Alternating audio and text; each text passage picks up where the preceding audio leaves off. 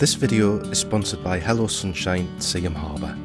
Good morning from the second full day here in Rome. So in today's episode we're going to be hitting all the big hitters here in Rome. So first we're going to head to the Colosseum, then we're going to head to the Trevi Fountain and the Spanish Steps, and then we'll see what time we've got left and see what else we can fit in for you.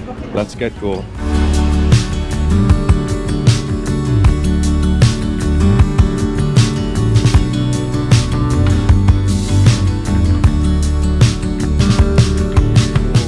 Are going to be taking the metro to the Colosseum. We've already booked our tickets, but we'll talk about that when we get to the Colosseum. We're going to get the metro. It's €2 to get your tickets. So we're on a different line today. So we're heading down towards the Colosseum. From Termini, I think you're only looking at 3 or 4 stops.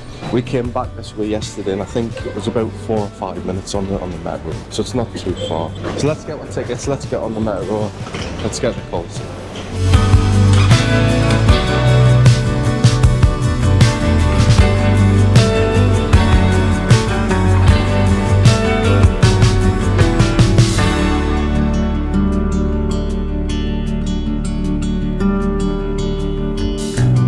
So if you're heading to the Colosseum from Termini, it's actually line B. So you want to be heading towards Laurentina, and it's only 2 stops from Termini. And like I say, I think it only took about 4 or 5 minutes yesterday.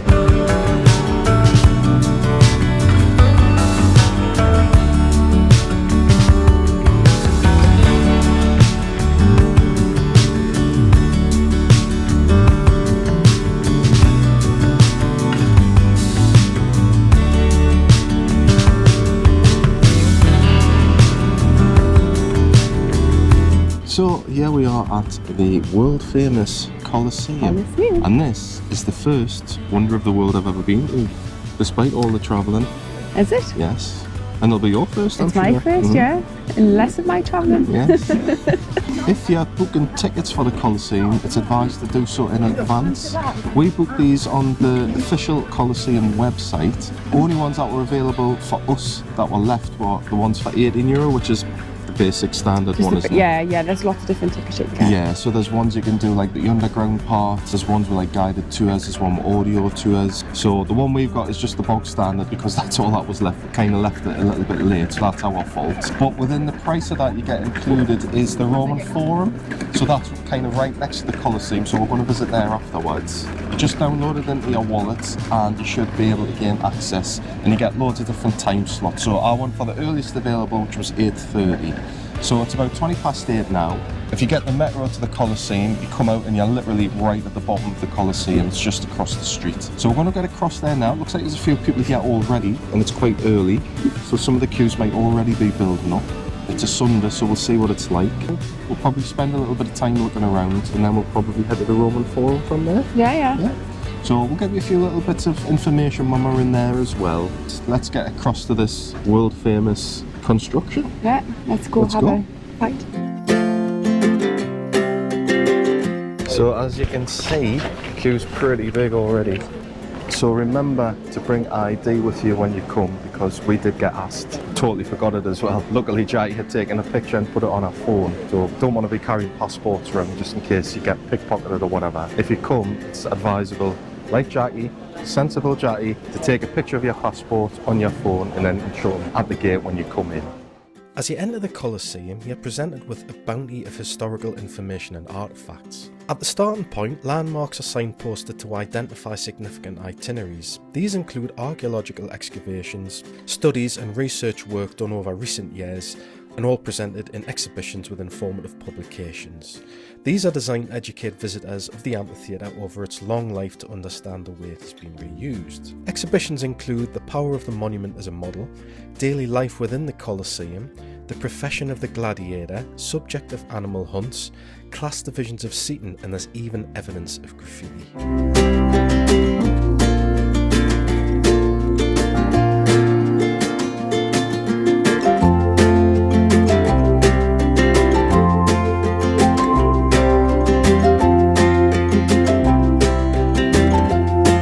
And we didn't actually realise people actually lived in here as well. So I just thought it was purpose-built for kind of fights and gladiators and all that kind of stuff.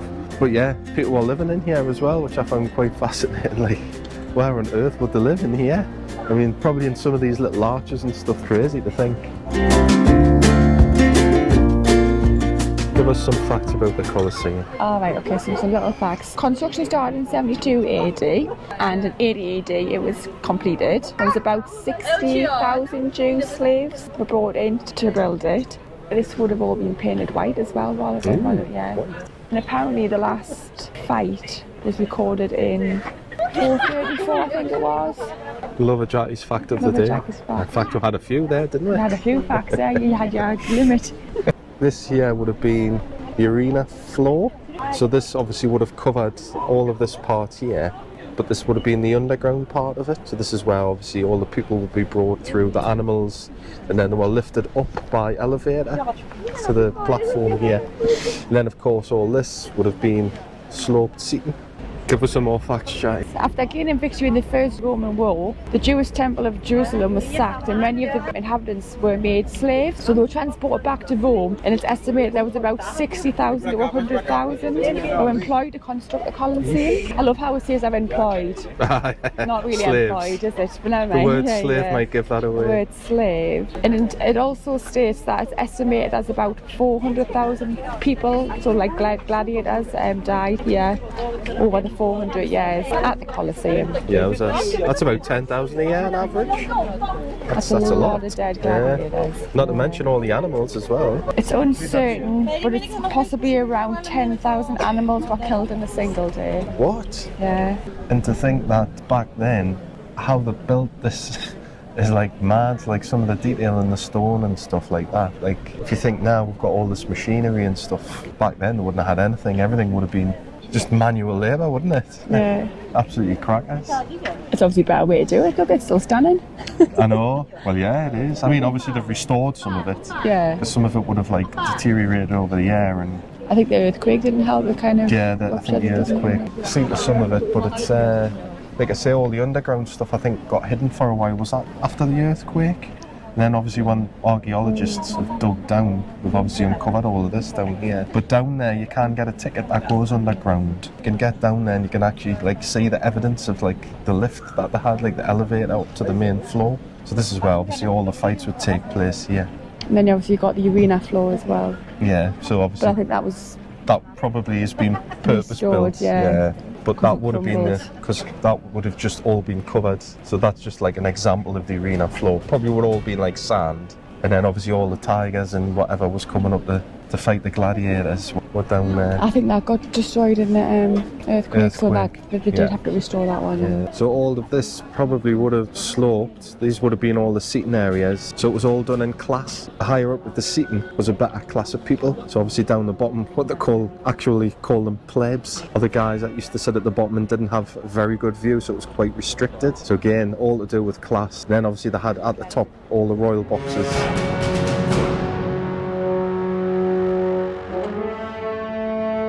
Included with the price of the ticket, we're on the second level now. You can get down to the first level as well. So we might have a look down there so you can get a bit closer and see probably more of the underground stuff here. So we'll see if we can get down there and we'll have a look.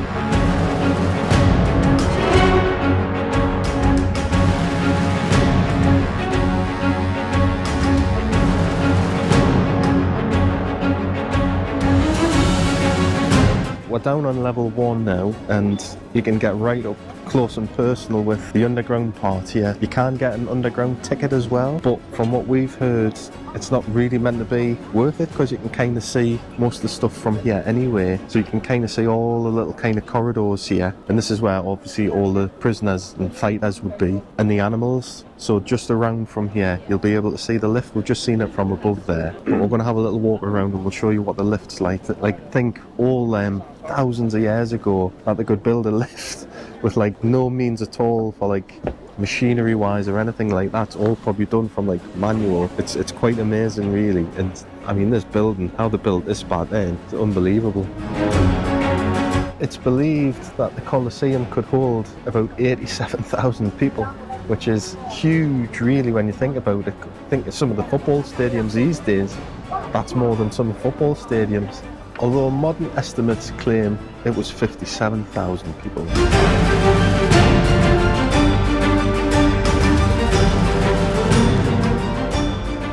just here, you can see where the elevator, we've got the ropes coming up, and then there's the hole in the floor, so this is where they would have brought the fighters and the animals up to the main arena floor. So obviously the arena floor's been kind of rebuilt a bit. So that's the Colosseum. What did you think of that, Charlie? It definitely looks more spectacular from the outside. Yeah, it's just kind of like ruins on, like the ruins inside, on the but even inside, still, but like yeah, amazing but, to oh like my see God, like yeah. the construction of it. Like I said before, like they wouldn't have had all the machinery and stuff that we are blessed with now, but like it must have taken some work to put this together. Like it's just amazing how big it is and how they did it, because they would have had no safety or anything back then. Massive, isn't it? But obviously if they were using slaves, they probably wouldn't have cared, would they? Yeah. Plenty of them as well. Fascinating place. Loads of history.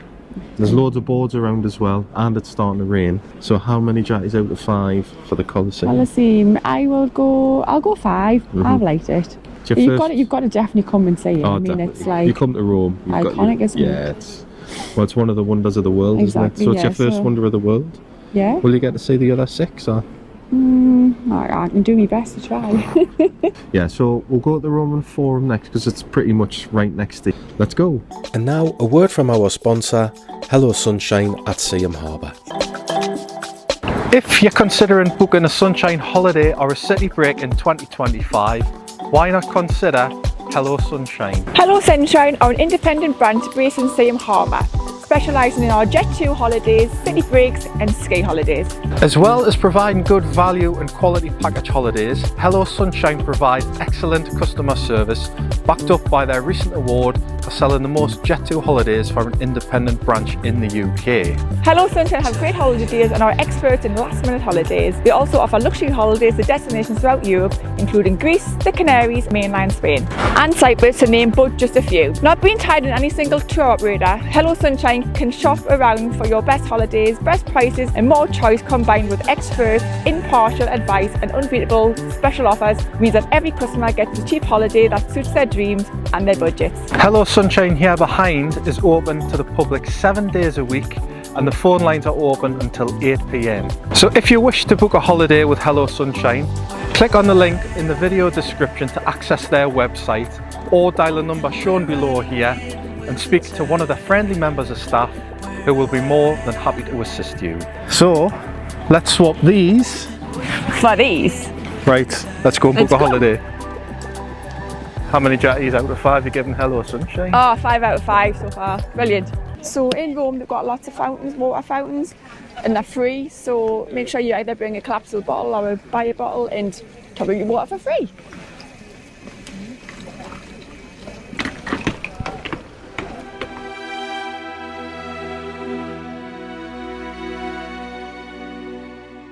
So there's a little bit of a queue to get into the Forum as well, and it's gone really cold. Like, it's cloudy, it started raining a little bit, but just in the last hour it's gone pretty cold. So I've only come out in a hoodie. I've got a bigger coat, because yesterday it was actually really warm. We're in the Roman Forum. I think we've had our ticket scanned about 2 or 3 times there on the way through. 3 times. Yeah, so be prepared for security in all of these places, obviously for safety. I mean, it didn't wait too long to get through there. So we're now in the Roman Forum. We're going to have a little look around here. Probably got a few little facts for you as well. Just behind here is the Arch of Titus. It was erected in honour of Titus Vespasian Augustus in 79 to 81 AD, and was the second emperor of Flavian dynasty. I guess a spectacular gateway to the imperial palaces.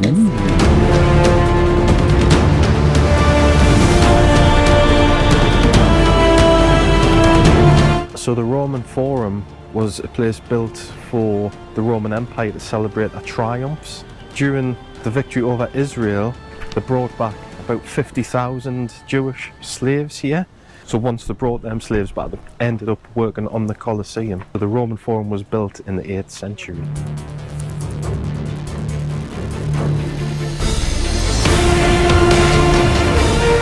So just behind is the temple of Romulus. So Romulus was the legendary first king of Rome, and that's where the name Rome originates from.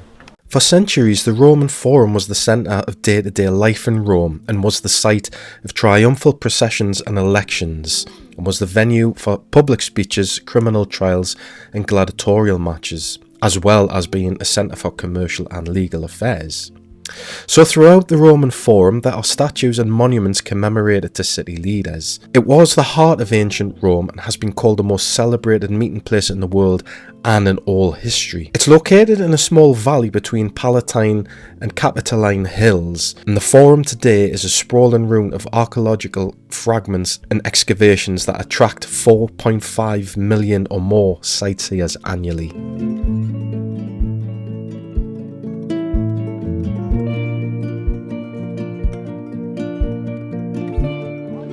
So that is the Roman Forum and Palatine Hill and other things. I didn't realise it was as big in here. It's massive, Yeah, it's huge, isn't it? We've only seen, like, we've missed bits from being up on the hill. Probably haven't even really seen a quarter of it, to be fair, because there's loads. Like, you don't actually realise the size of it. Like, when we've seen videos, I just thought it was a small little place. But it's actually massive. Could probably spend a couple hours in here alone, couldn't you? Just wandering around and having a look around. So what do you think of it here? How many jatties out of 5?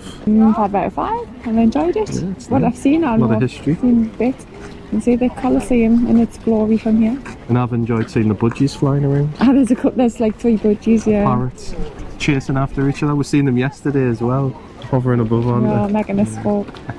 So if you're not wanting to walk around Rome like we are, you can do hop on and hop off bus tours. So we've just seen one there outside of the Roman Forum and Palatine Hill. There's some boards up and you can scan the code and buy your tickets from there, but there's also people there handing out flyers. There's different bus companies that do them. You'll probably see them littered around here in Rome. The hop on, hop off bus tickets take you to all the main sites here in Rome. So if you do want to try the hop on and hop off bus, you can get a ticket from around €14. So the tickets, you can get a 24-hour ticket, a 48-hour, a 72 one. Obviously they're all different prices, so it depends kind of what you want, what ticket you get. But the first one, I think the 24-hour one, starts at €14.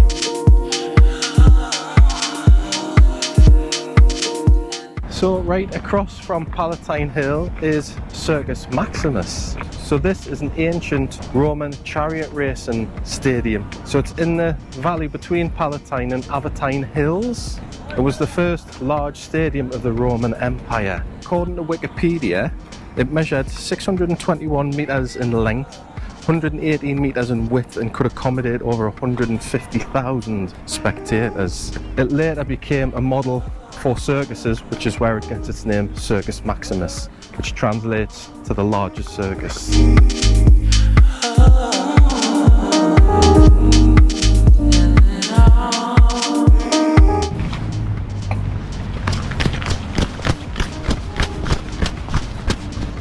Right, didn't get very far. So this apparently was damaged in 4 fires. So all this has actually just been remade. None of it's actually the original, apart from the actual area. It's even got its own stream going through at the minute. Yeah, so just obviously they made it into a park for people to use. Free to come here and Public park. public park. Yeah, so There's a guy who's after you. oh, see, that's me little running buddy. Yeah, I beat him. Chariot guy. Yeah, so you could always just get a bite to eat and come and Sit here. sit here. It's a nice day. Yeah, take in. Remember all the people that got executed here? Well, let's not remember that. Not far from Circus Maximus and just round the corner is a place called the Bocca della Verita, which featured in the film Roman Holiday. So the Mouth of Truth is a mask on the wall, and put your hand in. Basically the legend is that if you've lied, so if Jatty's lied, it'll bite your hand. It's going to take your hand off, Jatty. I know. Like that time you did tell us you didn't have chocolate and you did. Oh, when I said I wasn't being crabby, and I was. And you were. Yeah, that's exactly like yesterday. Well, we must have both been telling the truth over the years, as we came away unscathed and still have our hands intact, although the mouth did have a little nibble at me. So the Mouth of Truth is joined on to the Basilica of St Mary in Cosmedin, which is a Basilican church dedicated to the Virgin Mary. It's located in the Rion neighbourhood of Ripa and was constructed first in the 6th century in an area of the city which was populated by Greek immigrants. The church was expanded in the 8th century and renovated in the 12th century when a bell tower was built.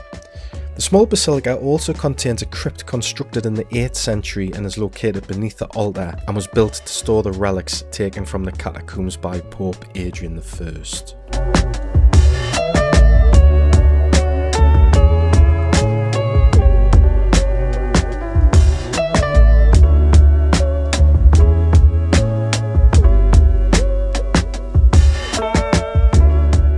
So the next stop is the Aventine Keyhole. So this is another free attraction. So the Aventine Keyhole is an unobstructed view of St. Peter's Basilica. So apparently the keyhole kind of frames perfectly around the Basilica. So there's a bit of a queue here, which I thought there might be. So basically look through a keyhole. It's one of the things that apparently you should see when you're here. We're just queuing now, might be a little while. We'll see how we get on.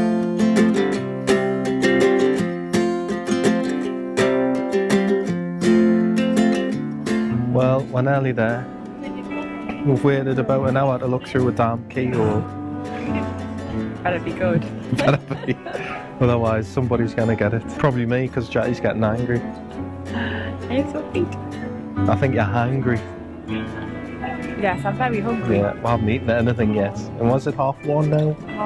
1:30, yes. Yeah, so quite a big queue. So again, this is probably something better to do early. Although you cannot do everything early, yeah, possibly later, but you cannot do everything early, that's the thing. You need to kind of prioritise what you want to see. Yeah, we're nearly there anyway, there's only a couple of people in front of us. It really is a queue. It is, yeah. Who could live in a house like this, Jackie? Through the keyhole.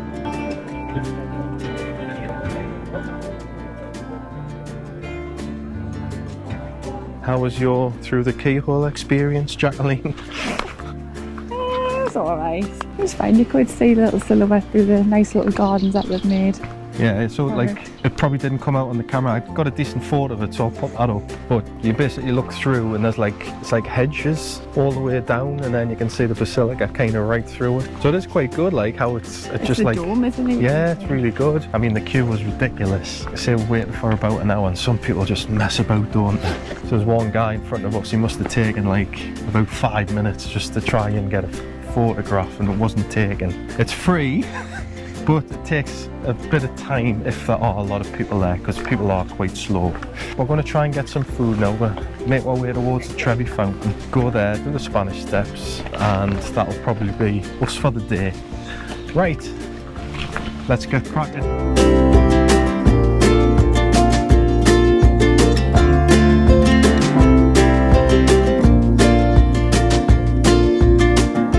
The walk from Aventine to Trevi Fountain takes about 25 to 30 minutes. We stopped at this little bistro on the way, which was located right next to the Jewish ghetto. So here we got a ham and mozzarella sandwich, again with the pizza dough.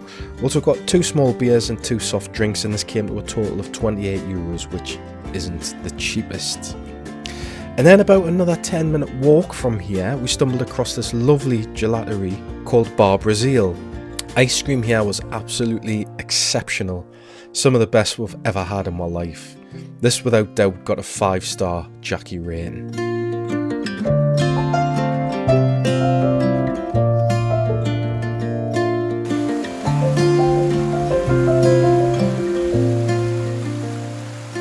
Here we are at the Trevi Fountain.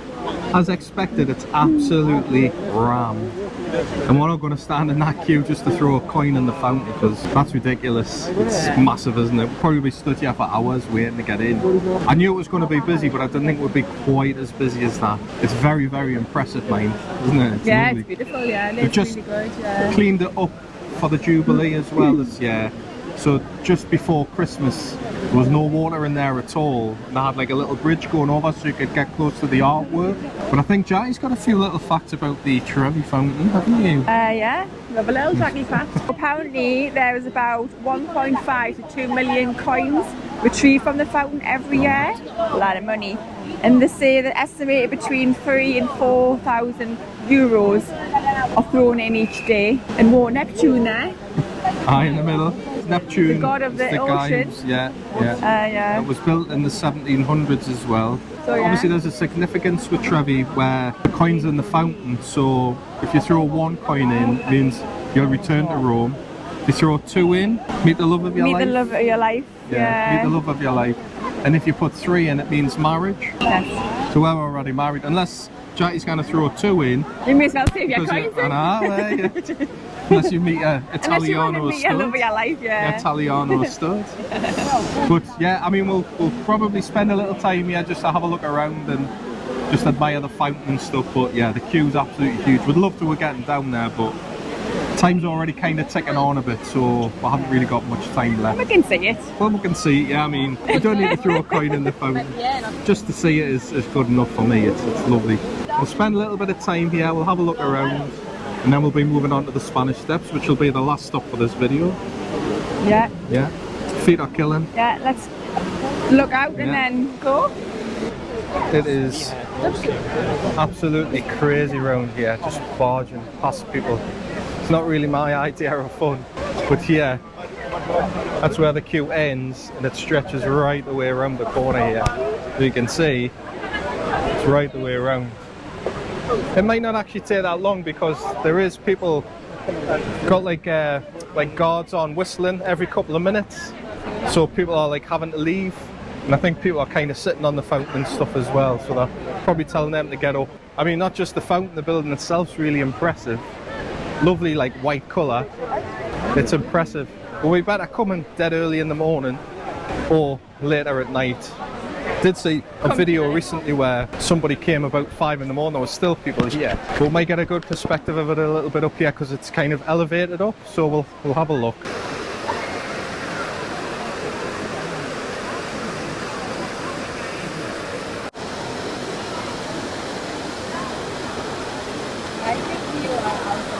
It's always great that people watch people doing loads of like catalogue poses and stuff by the fountain here. Jattie's upset because she can't get down to do her catalogue poses. You brought loads of outfits and everything, didn't you? There's another one ticked off the list, the Trevi Fountain. What do you think of that? Oh, it's beautiful, the fountain, yeah. Really nice. Impressive. Yeah. Really well sculpted. Yeah, it's really nice. So how many Jatties out of 5 for the Trevi? 5 out of 5. I haven't thrown my coins, have we? No, I haven't thrown a coin in. But we might try and come back. Try and come back later, yeah. Possibly. We're thinking about maybe coming here later on, just to see if there's anywhere to eat, or if there's plenty of little places like down these little back streets and stuff. It looks quite a nice area. But yeah, I think I'd like to see it at night time yeah, as well. it would be nice to get that perspective. Yeah. Plus I don't think it'll be quite as busy. Hopefully not as many. But it closes at a certain time as well, I think during the Jubilee. But like I say, even just to see kind of little... I think it's just the front bit. Yeah, it will be. So me coin from a fall, there'll be nobody there to hit. Well, hopefully. I mean, you've got people here throwing it like over the wall, and there's like people down below, so if like you miss throw it, you could hit somebody in there or something like that. Yeah. People throwing it over their shoulder, they don't know where they're throwing it. Just stupidity really for me. But never mind, that's not Jackie, you're not stupid, are you? No. Didn't mean anything by that, mate. Right. What are you doing, poking me? Right, let's go to the Spanish Steps. It's going to be our final stop for this video. I think there might be a little bar or something nearby, so I might stop for a beer to finish off. I'm not expecting it to be cheap there, mind, so don't hold with any kind of budget stuff for that. But we're going to walk along. I think it's only about a 10-minute walk from the Trevi Fountain, so it's not too far. Let's get along there.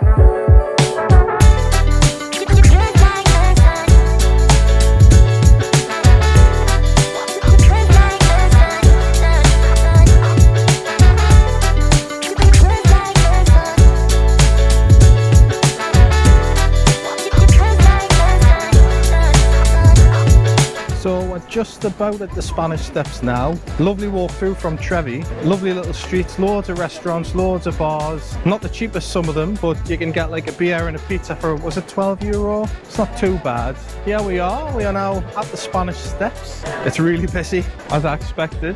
We'll just stand at the bottom here. We'll give you a little bit of an info about the Spanish Steps, because Jackie's been really factual today. We'll give you some facts about the Spanish Steps and then we'll attempt to climb them. Yeah. Yeah? So, Jackie, seeing as you've been on a roll today with your little factual information and research that you've done, give us some about these Spanish Steps. Right, well actually, it was the French that bought the steps, but it was the Italians who actually built them. Nothing to do with French Spain. steps or the Italian steps? Exactly. But I think they're called the Spanish Steps because this is called the Spanish Square, which is why obviously they're right at the bottom of the, well, top of the square leading up. So that's probably the only link to Spain. It was built in the 1700s as well. That's all I have on the Spanish. Do you know how side. many steps there are? I don't actually know how many steps. So, Jackie, how many steps are there? So the staircase has 11 ramps, each made up of 12 steps. So the step were given a full restoration from 1995. It actually took 20 years to get them restored, and then there was another restoration which took another year to get them back to the original state of what they were like. There's been quite a bit of work going on here in recent times. I think we'll try and climb them. Final hurrah on this day. Our final Rome sightseeing, I suppose, isn't it? Yeah. Right, let's go. Let's go and get them Let's steps do it. in.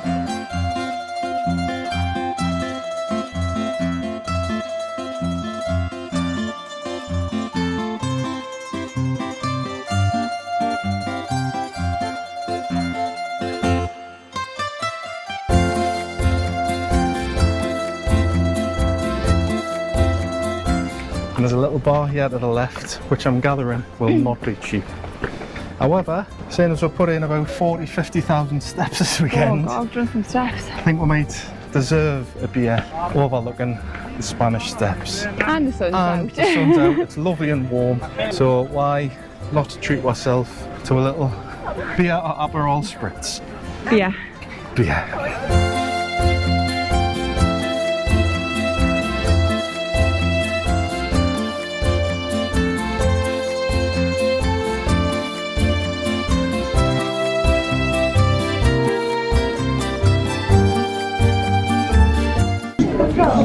Cheers. Cheers, Rome. So, that is pretty much all our sightseeing done here in Rome now. It's been quite a tiring couple of days, hasn't it? Many steps done. Oh yeah, I think over 40,000 just in the 2 days now. Just been on my feet the whole time. It's good for getting exercise to walk around. But the good thing about Rome is that a lot of the places you probably walk no more than half an hour. I think the furthest we've yeah, walked, you can walk to everything, yeah, so yeah. if you plan your route right, it's usually only about 10-15 minutes between each kind of attraction kind of thing, or like place to see.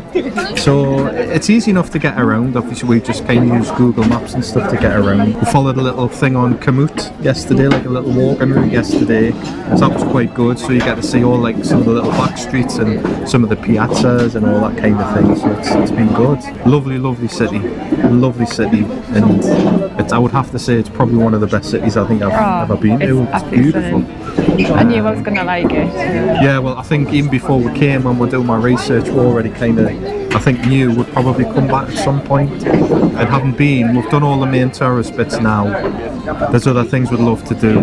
Maybe we'd like to come for say like 5 nights. We'd get out of the city, use the trains. You can get to Florence. You can go to a little town called Tivoli. So you can do other things other than just spend all the time in Rome.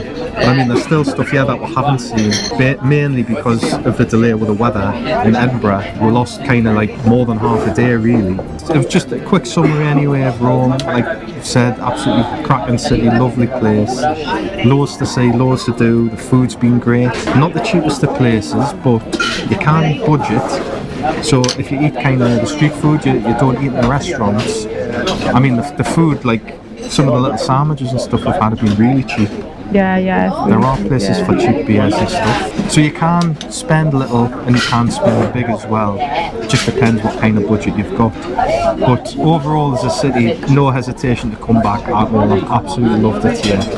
It has been tiring. It's been hard work just walking around just to try and fit in what we had planned.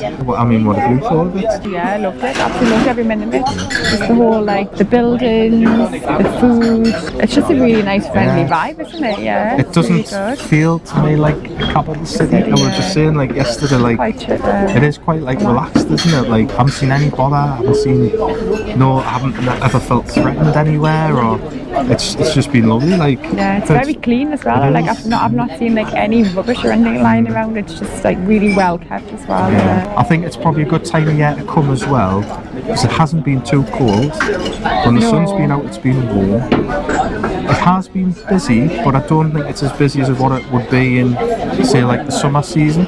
So, like a lot of things, like especially yesterday, we got in like really quick within 4 or 5 minutes. Some places, like some of the big attractions, like the Pantheon, and we actually got into the Basilica at Vatican like reasonably quick. The queue was a little bit long, but it was going just ticking down all the time, and we didn't even queue to get into the dome, did we? We just got straight in. There was nobody there.